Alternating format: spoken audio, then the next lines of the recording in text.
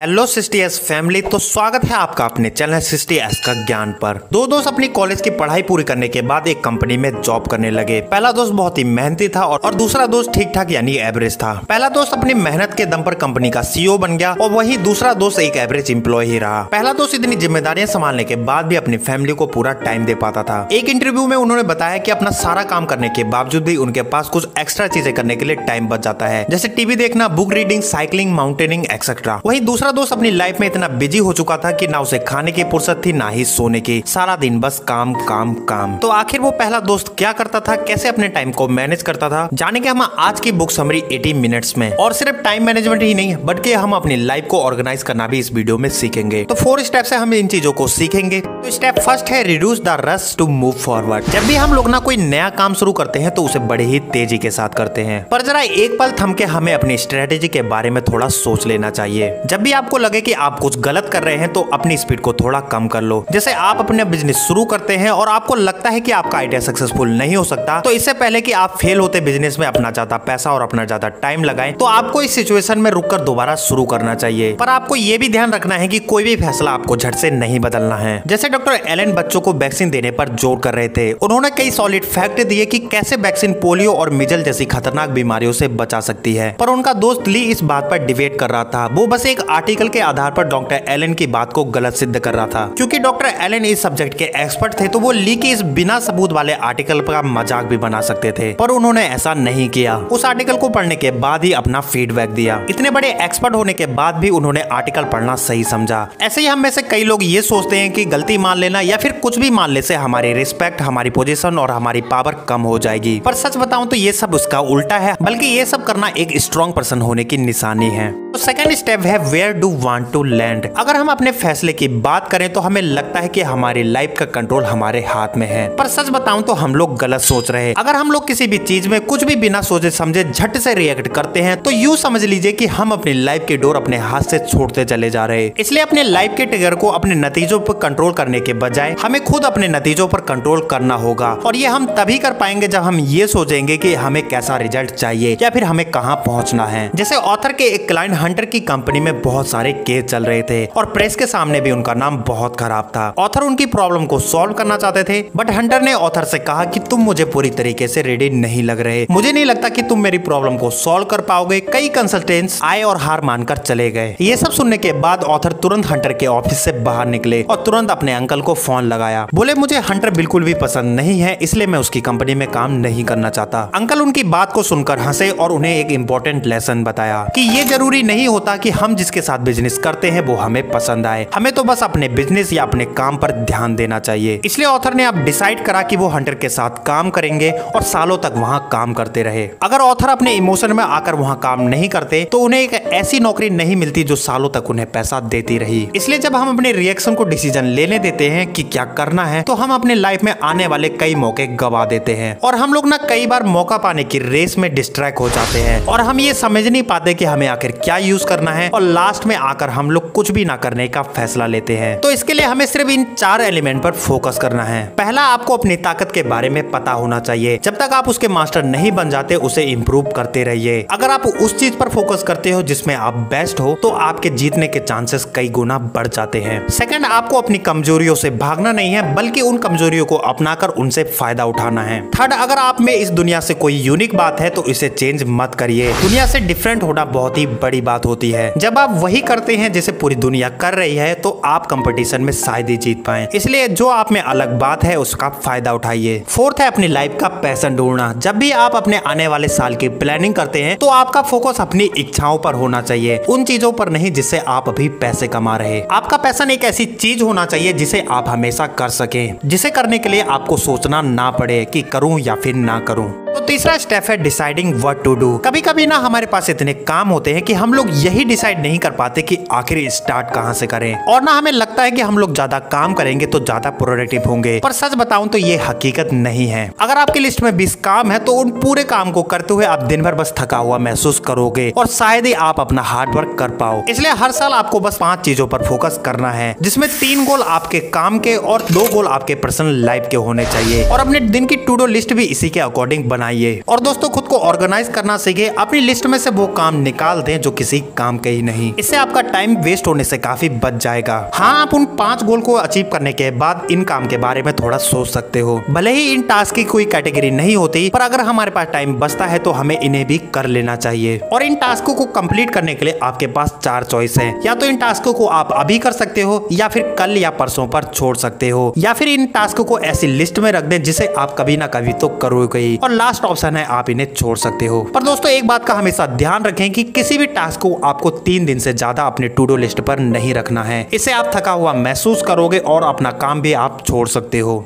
तो फोर्थ है creating a daily routine. देखिए, इस दुनिया में ऐसा कोई भी नहीं जिसे एक दिन में सब कुछ काम करने का टाइम मिल सके। सब लोगों की यही शिकायत है कि उनके पास टाइम नहीं है, और यही सबसे बड़ी प्रॉब्लम है। अपनी टू डू लिस्ट बना लेने से टाइम की कमी किसी जादू की तरह गायब नहीं होने वाली। असली चैलेंज तो ये है कि आप अपने प्लान को कैसे चला पाते हैं। इतने डिस्ट्रैक्शन के बाद भी आप अपने प्लान पर कैसे टिके रह पाते हैं। अगर आप ये नहीं कर सकते तो आप 18 मिनट ट्रिक का यूज भी कर सकते हो। सबसे पहले हर सुबह अपने टू डू लिस्ट की प्लानिंग के लिए आपको 5 मिनट लगाने होंगे। इसमें आपको वही 5 कैटेगरी लिखनी होंगी जिस पर आप फिट बैठ सकें। फिर आपको हर घंटे 1 मिनट के लिए अपनी प्रोडक्टिविटी को चेक करना होगा। आपको ये देखना होगा कि कैसे आप अपने आप को और भी ज्यादा इंप्रूव कर सकते हैं। और सबसे लास्ट में आपको हर रोज दिन के आखिरी में 5 मिनट रिव्यू करना होगा। आपको देखना होगा कि आपका दिन कैसे बीता, आपने आज और क्या नया सीखा, और आपको और किस चीज को इंप्रूव करना चाहिए। तो दोस्तों हमने 3 स्टेप में अपनी लाइफ को ऑर्गेनाइज करना सीखा, और लास्ट के 4th स्टेप में हमने टाइम मैनेजमेंट की 18 मिनट की ट्रिक देखी। तो ये वीडियो कैसी लगी कमेंट सेक्शन में आप हमें बता सकते हैं, और अपना ढेर सारा प्यार दिखाओ हमारे चैनल को सब्सक्राइब कर। तो मिलते हैं आपसे नेक्स्ट वीडियो में। खुश रहिए, खुशियां